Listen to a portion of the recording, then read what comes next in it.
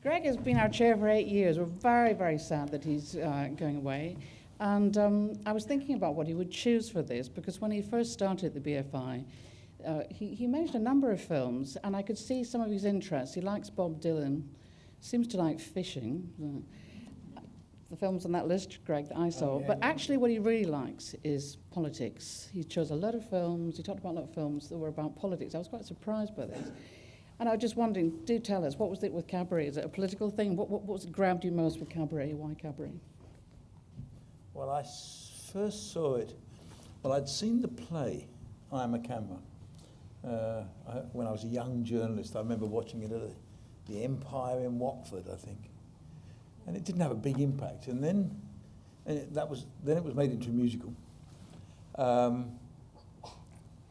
And I saw it, I was at university. I went to university a bit later. I was studying politics, so I saw it about 72, 73, 74, that sort of time.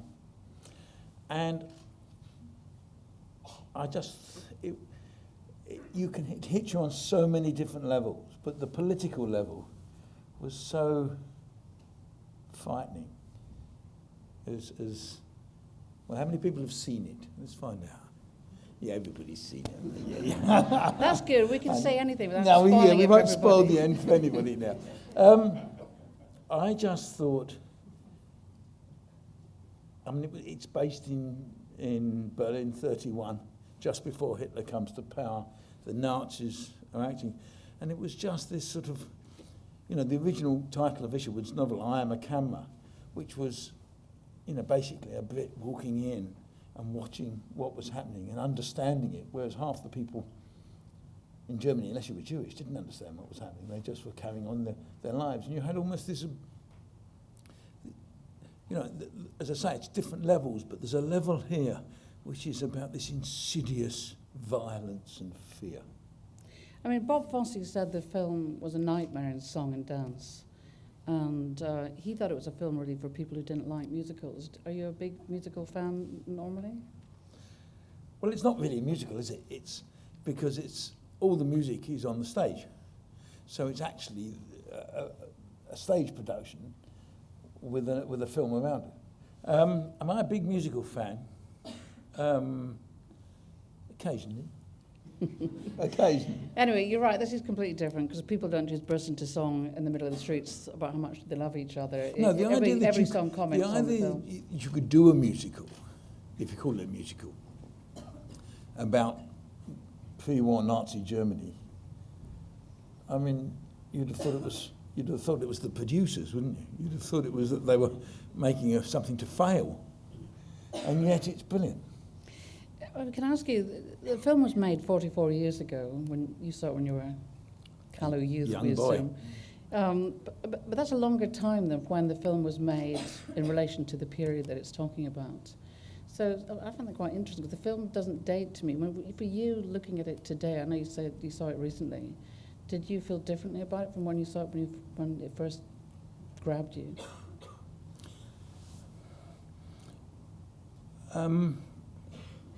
I think it's that mixture of anarchy and excitement mixed with fear. And I think when you're younger, you don't understand. I didn't understand the fear I don't think quite as much. When I've seen it in recent years, and I saw the musical, I saw it on stage fairly recently, it's very sinister, I think. Don't you think, especially the way, the insidious nature of it, those of you who've seen it, in the beginning you just see a swastika at the very edge of the frame, and gradually things start to happen where you see some posters, there are radios playing in the background talking about Nazi. Eventually it's centre stage, isn't it? I mean, tell us, what would you say is the... Well, you never forget. Yeah. I mean, there's a few things that I hadn't seen it for probably 20 years, and then I saw it again, and there's a few things that you never forget. I mean, you never forget that rendition of Tomorrow Belongs to Me, where in that beer garden in Munich, or well, it's not in Munich, it's near Berlin, but I mean, we'll all see it again tonight, and you still, at the end of it, feel shocked by just realising, and that's what it captured, this sort of there was a mass growth. I mean, there's a great line in it, which you'll notice, when they asked Maximilian, you know, aren't you scared of the Nazis? He says, no, the Nazis will take care of the communists, and after that, Germany will take care of the Nazis. Well, they didn't. But I mean, the song in the beer garden is a big turning point because the fervour and crazy zeal of the people who join in the singing is the moment when you feel Yes, most when you frightened realise and this is a mass movement. Yeah. It's not just Yeah. a few, because up to then all you've seen is these sort of rather violent members of the Nazi Party, and it becomes a mass movement. Yeah. What about the mix of the decadence and the revelry with the political stuff you're talking about? Because, I mean, Fosse also said, Joel Grey, who plays the MC, tells a story about Bob Fosse was quite mean to them when they were filming the Money song, and said to him, you have to understand that when you say the word money, it means sex, and money has to be sexual. And he pointed at Joel Grey's groin and said it has to come from there, and kept shouting at them to make it sexual and serious. So this was Fosse's thing about sexual and serious, which is, I mean, really quite unusual for people to talk in. I think it's a great filmmaker, and for him to talk in that way. But how do you feel about the way the decadence is used in the film? There's quite a lot of films that use this, but not in the way I think that he does. Well, it captures what happens when the moral base of a society is gone, and it had gone in Germany from the First World War onwards. But this is Berlin, 31. There's no moral base to it at all. It is, and yet you've still got. I mean, that, again, we can talk about it because everyone's seen the film, although they've probably forgotten. But I mean, the moment when his friend, I've forgotten his name, goes and decides that he is going to tell. He wants to marry the girl, and he therefore he's going to tell her he's Jewish. Whereas he's spent this period hiding being Jewish, because he obviously knows. And the other thing that strikes me as you get older, when you get older, coming back to your earlier questions about watching it, is you do suddenly realise that probably none of the Jewish families survived. They would have all died. So it might be quite different things that are shocking to you today, thinking about that. Because, for me, when I saw the film, it was this was the first musical to get an X certificate. And I wasn't 18, and I had to try and get into the film. So that was quite exciting, actually. But it was an X certificate. Sadly, I was quite a lot older than 18, so I had no problem. But to get an X certificate at the time for a musical was amazing. But also, the taboos then, so abortion, for example, 67 was when the Abortion Act came in. So 72 is only 5 years later. So that was a big thing at the time, as well as homosexuality on screen. And I don't think those are the taboos now. It's the realisation about the political stuff. I mean, the gay rights movement took off around that time, in the early 70s. But it was amongst a small group. It wasn't mass in the way it is today. Today it's just accepted. It wasn't in 1960s. I mean, even despite everyone believing the 60s was one sort of, was a sort of wild sort of society, actually, there was no gay rights movement at all then. Do you think being chair of the BFI has changed your view of when you watch films today? No, I don't think so. It's not a right answer. What do you mean? You're supposed to say, yeah. I don't think so. I've learned so much as chair of the BFI. What is interesting, I think, is when I did Desert Island Disc once, and my kids gave me a hard time and said, look, there's nothing here beyond 1975. And so I put something else. I put one in just to sort of keep them happy. But actually, I think it's about the same as films. I mean, if you'd said to me, if I didn't choose this, what would I have chosen? Probably One Flew Over the Cuckoo's Nest. Oh, well, I thought you might choose some leadership thing. You've led the FA, the BBC, the BFI. Yeah, but film, I was thinking, is he going to go for Bridge on the River Kwai or Braveheart or something that's really about... well, no. As you say, I've always been fascinated by politics. This, I think, is about politics in the end. And I think, the star of it is Joel Grey, isn't it? I mean, Liza Minnelli is brilliant. She is sensational. I can always, again, when you think, what are the things you remember? That shot at the end, when you see the green fingernails going by, and she never looks back, walks away. And she doesn't even notice that actually the Nazis are around. It means nothing to her because she's so obsessed in her own life and her own career. But I think she's a great female character. I want to say to the audience, actually, J. Preston Allen, who wrote the screenplay, is a female, not according to the Dictionary of Musicals, who describe her as a man, but she was a woman. And she's famous for adapting novels and plays. She did Marnie and the Prime Minister Jean Brodie and so on. And I do think that Sally Bowles' character is fascinating, the way she wants her dad, she's insecure. It's a great character. Yeah, I mean, that...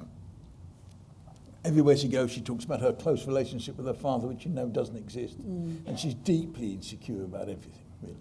And yet, on stage, what a performer. Magical, exactly. She's magical.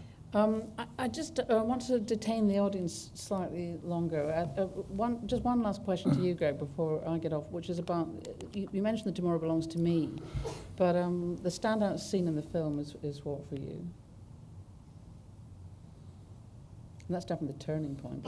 I think it is that. I think that's the most shocking moment. And therefore it's the standout moment. The most shocking moment is when the boy stands up and starts singing, and then suddenly you realise everybody's going to sing.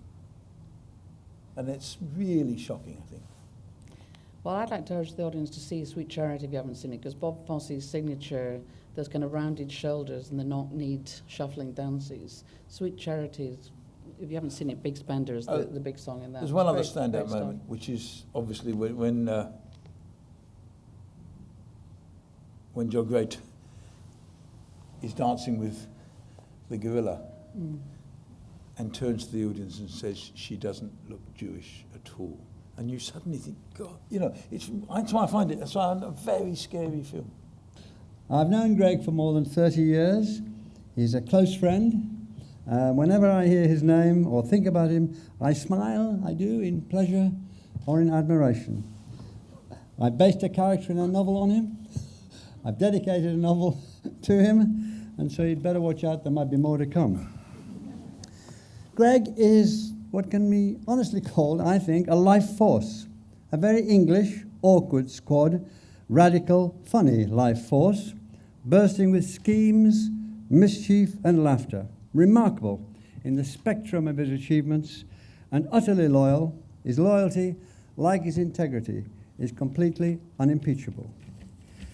I met him at LWT. We have his fellow executive, Christopher Bland, here with us tonight, and other LWT persons around. It's just along the road. We gather together accidentally or deliberately, all the talents which were there.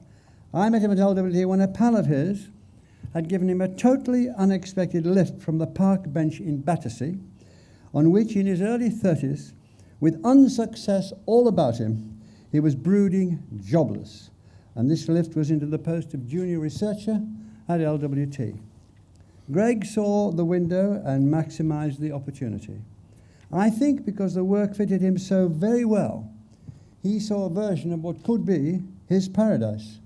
He joined up his journalistic background, his self-made grit, his flair, don't worry, Greg, the compliments will run out quite soon, and his passion for the range and democracy of television, media, and the business of being alive in this country at this time. He began what has rarely been equalled, an upward spiral into the stratospheres of English establishment control centres with, very tricky to do this, without taking his feet off the ground. Kipling works very well. He walked with kings and kept the common touch.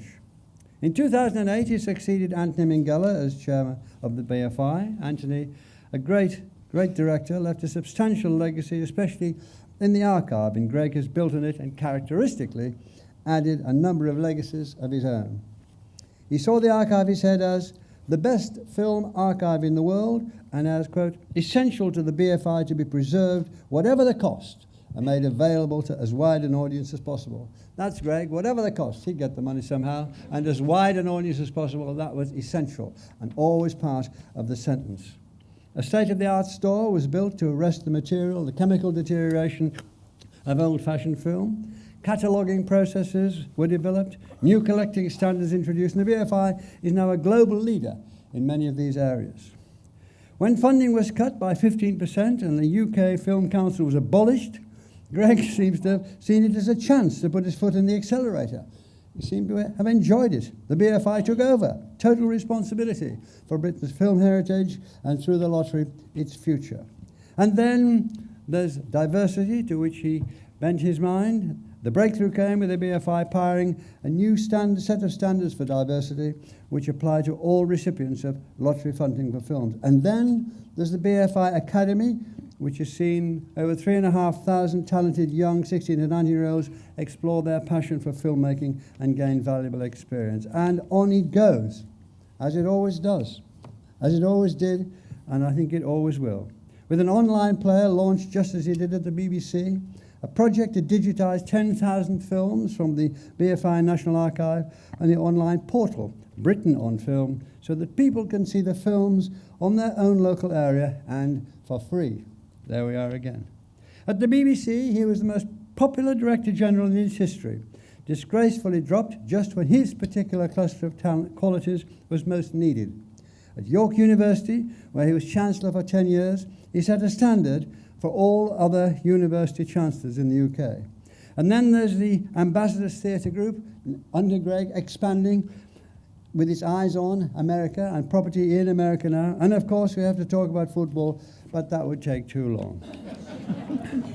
To succeed in such traditional quagmires of quangos and bear traps of the British establishment once is impressive. Twice, 3 times, 4 times, 5 times. He is his own rocket-assisted takeoff, and all without a grain of swank or any trace of second-rate sucking up to Whitehall or any other encrusted caucus.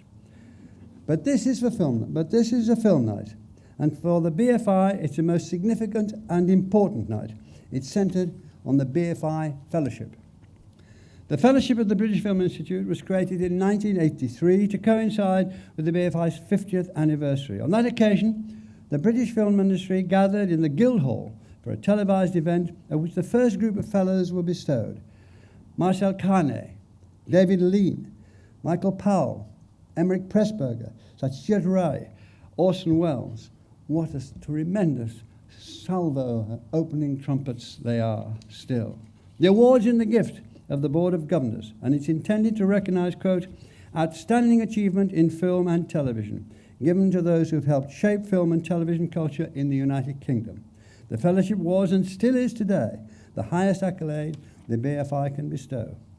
Since 1983, a total of 80 fellowships have been awarded, and this evening it's awarded to Greg Dyke.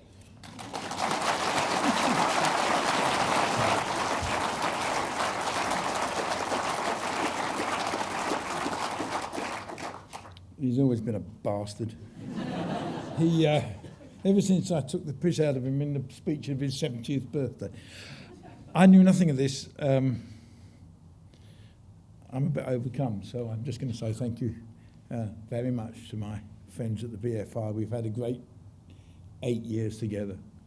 It's been a tough time in terms of money and the rest of it. We've got through it. If anyone had told us at the beginning that we could lose sort of 40% of our grant and we'd still be here, we're here.